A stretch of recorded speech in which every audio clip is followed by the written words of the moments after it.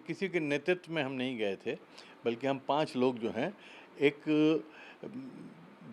Concern citizen की हैसियत से हम वहाँ पे गए थे। हम किसी के नुमाइंदे नहीं हैं और हमारा मकसद ये था कि रास्ते खुलने चाहिए, बातचीत होनी चाहिए और आपस में जो मतभेद हैं, उनके ऊपर हम बैठकर बात करें, क्योंकि इस देश में जो भी हिंदू, मुसलमान, सिख, ईसाई हैं, उनका 99% बातों पे कोई मतभेद नहीं है। जो थोड़ा बहुत मतभेद है, वो मिल-जुल के उसको सुलझाया जा सकता है। तो इसलिए हमने तय किया कि क्योंकि मोहन भागवत जी का एक बहुत ऊँचा मकाम है, उनकी बड़ी इज़्ज़त है, सम्मान है देश के अंदर, तो उनसे बात करनी चाहिए। तो हम 5 लोग, जिसमें नजीब जंग साहब थे, एसवाई कुरैशी साहब थे, जनरल ज़मीरुद्दीन शाह थे, सईद शेरवानी थे और मैं था। हम लोगों ने 5 लोगों ने उनसे बात की और असल मकसद ये था कि कैसे पुल बनाए जाएँ, कैसे आपस में जो एक गलत समझ बनती है उसको कैसे ठीक किया जाए, क्योंकि उनके हमारे बीच कोई प्रॉब्लम नहीं है। हम प्रॉब्लम आम जनता में होता है। तो आम जनता में जो परसेप्शन जिसे कहते हैं, परसेप्शन कैसे चेंज किया जाए? जी। सर, मुस्लिम समाज में संघ को लेकर के बहुत संकोच होता है कि वो मुसलमानों के विरोधी है। इसको लेकर के भी आप लोग क्या कोई आगे काम करने वाले हैं या मुस्लिम समाज में जाने वाले हैं? नहीं, देखिए, मुस्लिम समाज में 2-3 तरह के ग्रुप हैं। एक वो हैं जो अपनी राजनीति के लिए विरोध करते हैं, एक वो जो है डर की वजह से विरोध करते हैं, एक वो जो है ईमानदारी से समझते हैं कि ये गलत, इनकी तरफ से जो हो रहा है गलत है। ऐसे ही हिंदू समाज में भी है। तो हर समाज के अंदर कई तरह के लोग हैं। हमारी कोशिश ये होगी कि ऐसे लोग साथ आएँ कि जो समझते हैं कि हमें सबसे बात करनी चाहिए और हम सिर्फ़ ये नहीं कह रहे कि सिर्फ हम संघ से बात करें, हम और लोगों से भी बात करेंगे, हम जो हिंदू समाज के दूसरे महत्वपूर्ण लोग हैं उनसे बात करेंगे, क्योंकि हमारा मानना ये है कि राजनीति बदलने से देश नहीं बदलता, समाज को बदलने से बनता है और समाज के ऊपर बड़ा प्रभाव है संघ परिवार का। उस समाज को अगर हम प्रभावित नहीं करेंगे तो हालात नहीं बदलेंगे और इसीलिए हमें मुस्लिम समाज के अंदर भी लोगों से बात करनी चाहिए। तो हम लोगों से बात कर रहे हैं, मुस्लिम समाज में भी अलग-अलग तरह के लोगों से बात करके हम चाह रहे हैं कि एक राय बना के हम आगे बात चला सकें। सर, देश में जब से भाजपा की सरकार आई है, मुस्लिम समाज ने कई जैसे सीए हो, ज्ञान व्यापी हो, अभी बुर्का का हो, इन सब इशू को लेकर के क्या इन सब विषयों पे भी बात हुई आप लोगों की क्या? नहीं, हमारी कोई बात इस पे नहीं हुई। दिक्कत ये है कि ये विषय ना उनके हैं, ना हमारे हैं, ना मुस्लिम समाज के हैं, ये मीडिया के इश्यूज़ हैं।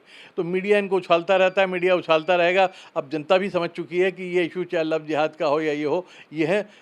और बहुत सारे संघ में भी ऐसे लोग हैं कि जो इनसे प्रभावित हो जाते हैं, मुसलमानों में भी ऐसे लोग हैं जो प्रभावित हो जाते हैं।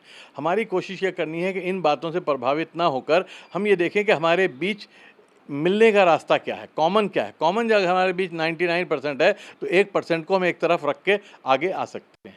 सर, अभी जैसे ज्ञान व्यापी से लेकर के कई सारे मुद्दे चल रहे हैं, इसको लेकर के मुस्लिम समाज में नाराजगी भी है। अभी उसके बाद वक्फ का जिस तरह से मामला चला है कि सरकार उत्तर प्रदेश से आप आते हैं, उत्तर प्रदेश की सरकार ने वक्फ की ज़मीनों को जो सर्वे कराने का काम किया है नहीं, उसको। वक़्फ़ की ज़मीनों के नहीं, मदरसों के सर्वे का काम किया है और मौलाना अरशद मदनी ने, जमीयतुल उलमा ने भी और बाकी मदरसों के लोगों ने भी उसका स्वागत किया है। ये तो मीडिया और कुछ लोग जो मीडिया में आप लोग जिनको बुला के मुसलमानों का प्रतिनिधि बना के बिठा देते हैं, वो इस तरह की बातें करते हैं। हमें कोई डर नहीं है, क्योंकि इस देश में अच्छे स्कूल हैं, बहुत अच्छे स्कूल हैं। अच्छे स्कूल हैं, ख़राब स्कूल हैं, बहुत ख़राब स्कूल हैं, है कि नहीं? और ऐसे ही अच्छे मदरसे हैं, ठीक-ठाक मदरसे हैं, अच्छे मदरसे हैं, लेकिन बहुत अच्छे भी हैं, बहुत ख़राब भी हैं। तो इसलिए ये कहना कि सारे मदरसे ख़राब हैं या सारे स्कूल ख़राब हैं, ये गलत होगा। तो मदरसों की अगर सर्वे हो रहा है, तो मदरसे वालों को एहतियात करनी चाहिए, अपना इंतज़ाम रखना चाहिए और अगर कहीं कुछ गड़बड़ है, तो वो सामने भी आना चाहिए। हमें कोई इस पे, क्योंकि हम तो खुश हैं इस बात से, हम स्वागत करते हैं, क्योंकि गलतफ़हमी फैलाई जाती है कि मदरसों के अंदर पता नहीं क्या ट्रेनिंग दी जा रही है, जबकि ऐसा कुछ नहीं है। आज हमारे मदरसों के बच्चे निकल के 10वीं का इम्तिहान दे रहे हैं, 12वीं का इम्तिहान दे रहे हैं और नीट में आ रहे हैं, ढेरों के हिसाब से बच्चे दूसरे कंपटीशन में आ रहे हैं। बड़े इंटेलिजेंट बच्चे होते हैं, क्योंकि वहाँ डिसिप्लिन से पढ़ाई करते हैं वो। स्कूलों में तो ज़्यादातर गाँव देहात के स्कूलों में पढ़ाई नहीं हो रही है बच्चों के लिए, मदरसों में फिर भी पढ़ाई होती है, उसका फ़ायदा पहुँच रहा है। तो ये हमारा कोई उसमें दिक्कत नहीं है। ये दिक्कत तो माफ़ करें, हम मीडिया वाले ज़्यादा दिक्कत पैदा करते हैं। हमारे जनता में दिक्कत नहीं है, ना नेताओं में दिक्कत है।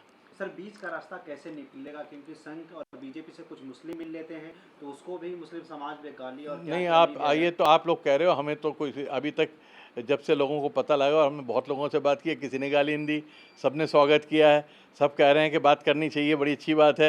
ये तो राजनीतिक लोग हैं। अब आप अगर 4 गाली देने वालों को आप सुबह से शाम तक दिखाएंगे तो लगेगा कि सारे समाज गाली दे रहा है, ऐसा नहीं है। अगर 4 गाली देने वाले हैं तो 400 न गाली देने वाले भी हैं।